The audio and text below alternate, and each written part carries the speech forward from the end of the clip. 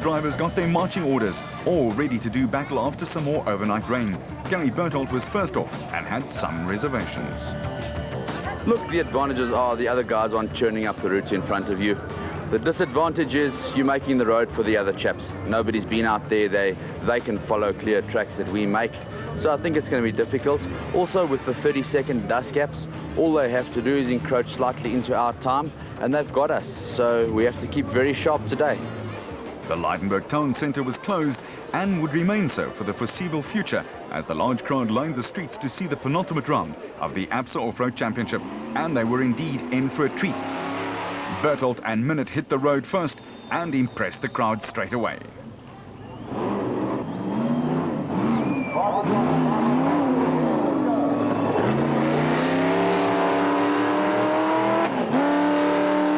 Hutchison and Bergman were off in an ideal position second, and they would be looking for the fresh tracks made by Berthold and Minute ahead of them. A great help, and they changed the course immediately.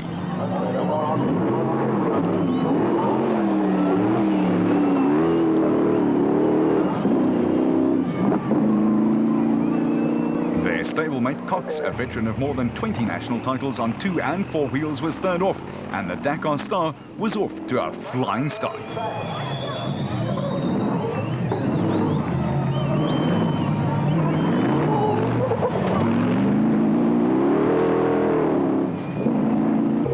With a big task ahead of him, had Jordan countdown to their start time.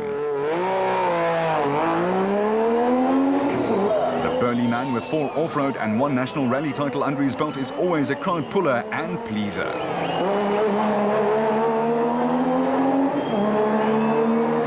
A man who became a national rally champion this year, Mark Cronier, was next, with his much admired and trusty navigator Chris Birkin riding shotgun.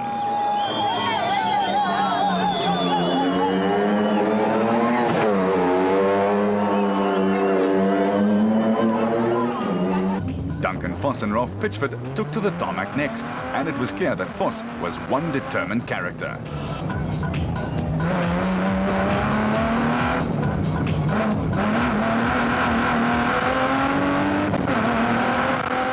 Back on the dirt and in perfect sunshine after days of rain, it was Berthold and Minute who were up front and trying to maintain the 30-second starting advantage.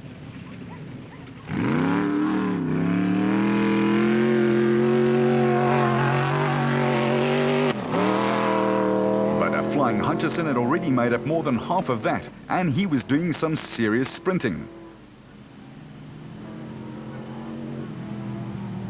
In fact, he and Bergman were just 13 ticks behind and picking up even more. The Motorrad team struggled to find their feet with a new Spec 3 bat early on, but in the second half of the season, they certainly did. And they caught the Atlas Copco Porter in double quick time. Now they had to find a way past. And Berthold would want to make his turquoise Porter as wide as possible. And a mistake in thick mud gave them the gap they needed.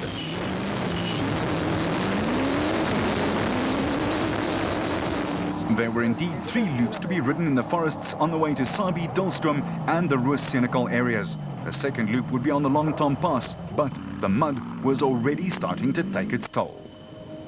Krubler's Nissan Navara was hurtling along on the straights, and as always, the short man with a big heart was piling on the pressure.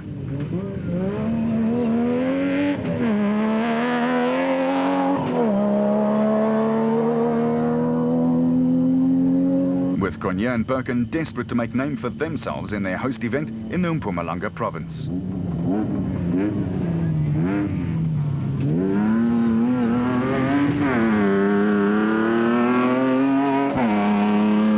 Championship pace setter Foss is a man who prides himself on his physical fitness, and at the end of a long season, it was one of the factors that seemed to be aiding him in his title chase. Pitchford is a veteran too, and his cool and collected manner certainly keeps the temperature down in the car.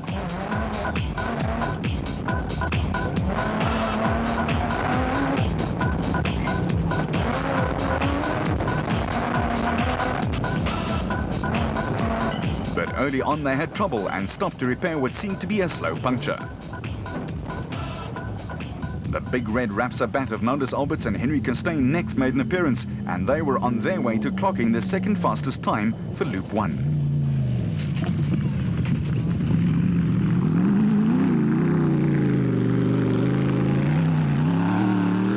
Ivan Bertelt and Robin Houghton were quick through the forest section, with Woolridge and his nab Kenny Scholthammer applying huge pressure.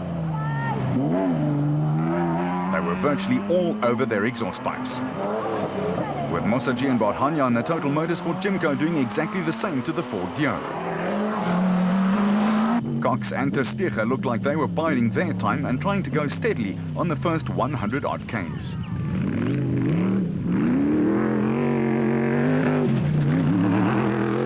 Matthews and Smith in their Century Properties development bat with its Audi 4.2 engine was also smooth early on, albeit sideways. While the Micra Excel Toyota of Hichu and Jaap de Bruin got the thumbs up out there.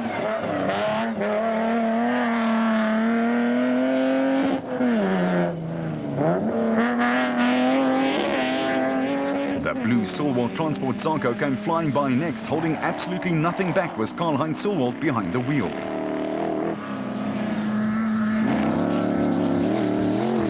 Chris Visser and Jaapie Baardhorst in the Works Castrol Toyota Hilux were racing along well in the SP class. They were 8th on the points log and hoping to improve on that.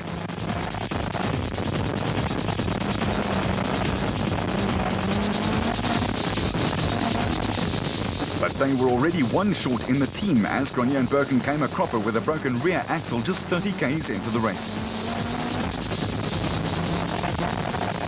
Century Properties Mark Corbett and Rudy Balzar were super consistent in their Nissan Navara and clocked the 4th fastest production car time for Loop 1.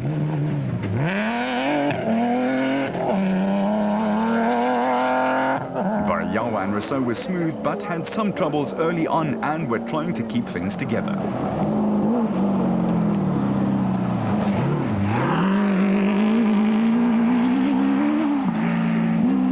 Someone who was driving spectacularly fast was Brandon Harkis, together with Johan Moore in the second Ford Racing Ranger. They were 3rd fastest.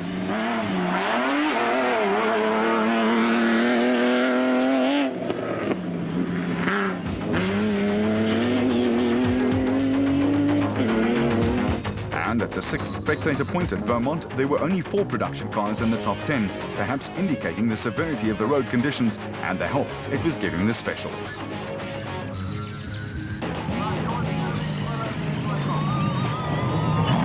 Hutchison and Bergman were in the zone and going very well indeed.